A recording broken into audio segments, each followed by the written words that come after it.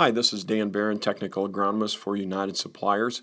Well, every year one of the most difficult scenarios that we're faced with is controlling resistant weeds, things like water hemp, and resistant mare's tail as an early postseason application in soybeans. And it seems to happen every year that we get areas with incomplete burn down or where the soil residuals didn't get put out or activated.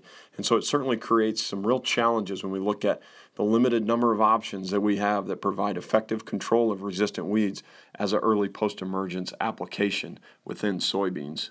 So what we're looking at here is a typical scenario. We've got dandelion that was partially controlled with the burn down. We have some mare's tail that was not controlled in the burn down application.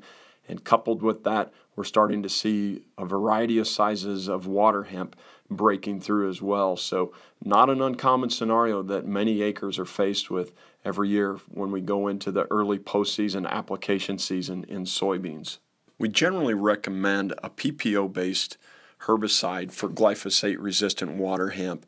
And what we're looking at here is a Flexstar plus glyphosate application. Can be very good for water hemp control as long as best practices are followed. Generally, we're talking about making sure that we have good coverage, smaller droplet size, pair it with the right adjuvant package like Succeed Ultra. And although it may not be the best on things like mare's tail or dandelion, you can see it's doing a pretty good job here, as well as on the small water hemp. And weed size also is very important.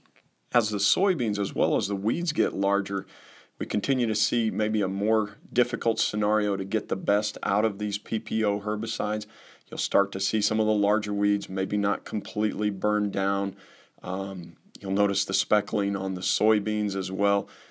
And we really start to look at things like shadowing, not only from underneath the soybean canopy, but also from some of the larger weeds will protect the small germinating weeds underneath them as well. And so that's where you start to see some of the inconsistencies. Again, it's all really tied to trying to get these PPO herbicides out when the weeds are small and when you can get good coverage and control them before the weed size gets too large.